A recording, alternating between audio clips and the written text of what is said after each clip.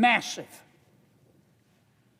Over $1 billion of American taxpayer money has been stolen. Just stolen. They can call it fraud, but a better term would be stealing. And this fraud has been centered in the Somali community in Minnesota. Now, I'm not here to criticize the Somali community. I'm here simply to describe what happened. The Somali community in Minneapolis is about 80,000 people. They're centered around Minneapolis. And let me say it again. I'm not here to denigrate the Somali people or people of Somali ancestry just because of the actions of a few.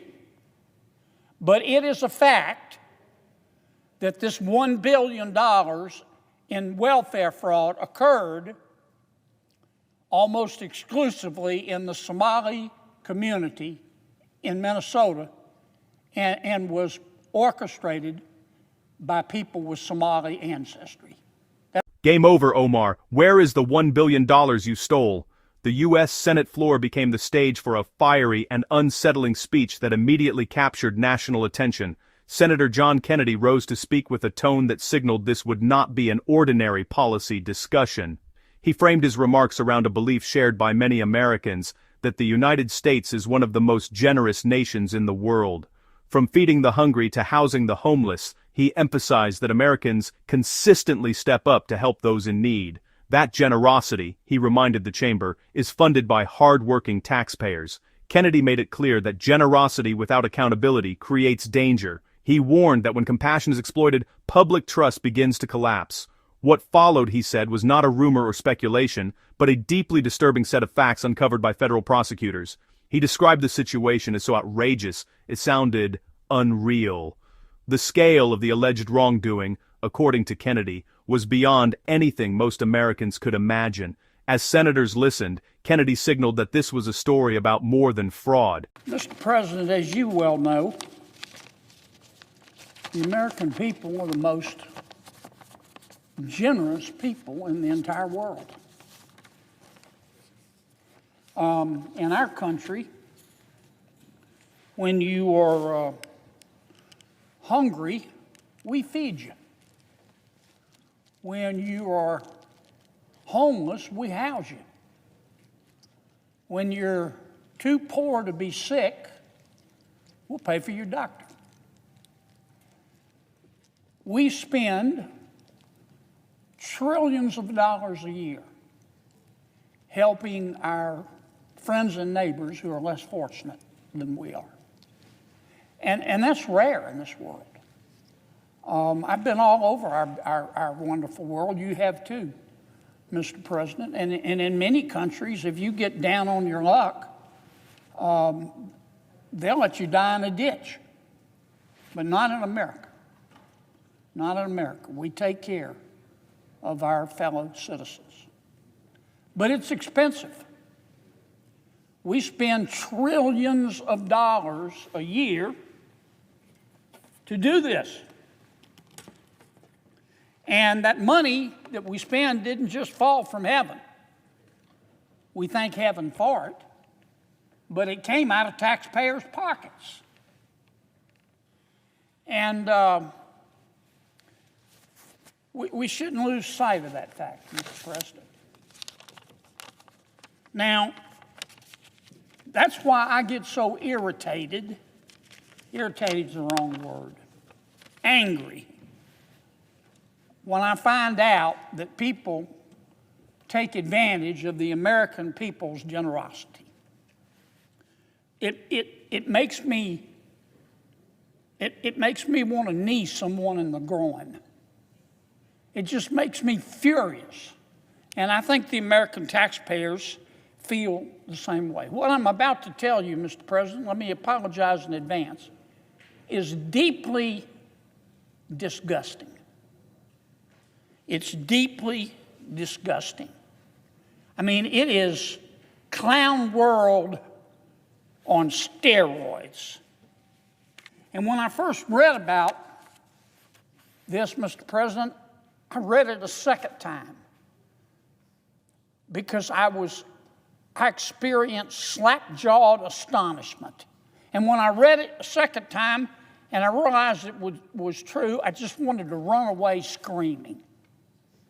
What am I talking about, Mr. President? We have discovered, the federal prosecutors have discovered, that for the last 5 years, there has been massive welfare fraud in the great state of Minnesota. Massive. Over $1 billion of American taxpayer money has been stolen. Just stolen. They can call it fraud, but a better term would be stealing. And this fraud has been centered in the Somali community in Minnesota. Now, I'm not here to criticize the Somali community. I'm here simply to describe what happened. The Somali community in Minneapolis is about 80,000 people. They're centered around Minneapolis. And let me say it again. I'm not here to denigrate the Somali people or people of Somali ancestry just because of the actions of a few.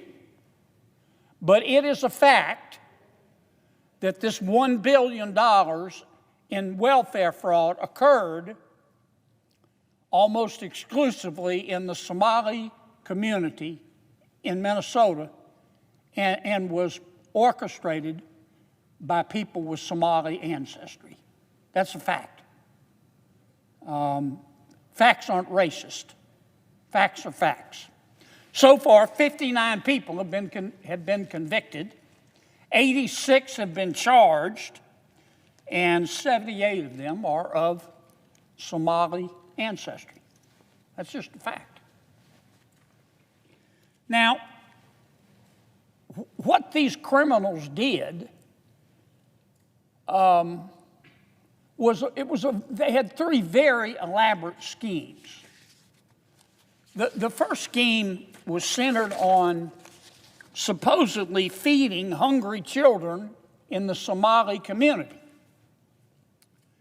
A group, a nonprofit run by some people with Somali ancestry. The name of the nonprofit was called Feeding Our Future. Feeding Our Future. Feeding Our Future went to the welfare authorities in the state of Minnesota, which of course was administering federal taxpayer money, and they said, "Look, Feeding Our Children said, Feeding Our Future said, we want to feed hungry children in the Somali community." And the welfare people in state government in Minnesota gave them the money to do that. It started out very small. But the idea was that Feeding the Future, the Somali nonprofit organization, would take this federal taxpayer money, American taxpayer money, and go to businesses, most of which were Somali businesses, in the Somali community and set up feeding sites where they supposedly would take children to get a hot meal. On paper, it sounded great. As I say, it started out very, very small, just a few $1 million. But eventually, it got bigger and bigger and bigger. And more businesses in the Somali community signed up to be feeding sites. And Feeding Our Future, the Somali nonprofit, kept going back to the Social Services Department in Minnesota saying, we need more money, we need more money. And at the height of the fraud, they were spending about $100 million a year. Not over the lifetime of the program, $100 million a year. There's just one problem. There were no hungry children. There were hungry children. They just weren't getting any of the money. It was about fear, political pressure, and a system that failed to act when warning signs were clear. He described the scandal as a betrayal of taxpayers and of vulnerable people who were supposed to be helped. With that, he launched into what he called a billion-dollar example of a system gone wrong. John Kennedy's speech stands out because it refuses to soften uncomfortable truths. He spoke with a clarity that many Americans feel has been missing from serious conversations about government accountability. Rather than attacking generosity, he defended it by demanding that it be protected from abuse. His argument centered on the idea that compassion only works when honesty and oversight exist alongside it. Kennedy made it clear that taxpayers deserve transparency, not excuses or silence. By laying out detailed facts and figures, he challenged leaders to confront reality instead of hiding behind political fear. He drew a sharp line between helping vulnerable people and enabling corruption. His remarks gave a voice to whistleblowers and public servants who tried to stop wrongdoing and were ignored. Kennedy's stance showed that asking hard questions is not cruelty, but responsibility. He framed accountability as a moral duty, not a partisan attack.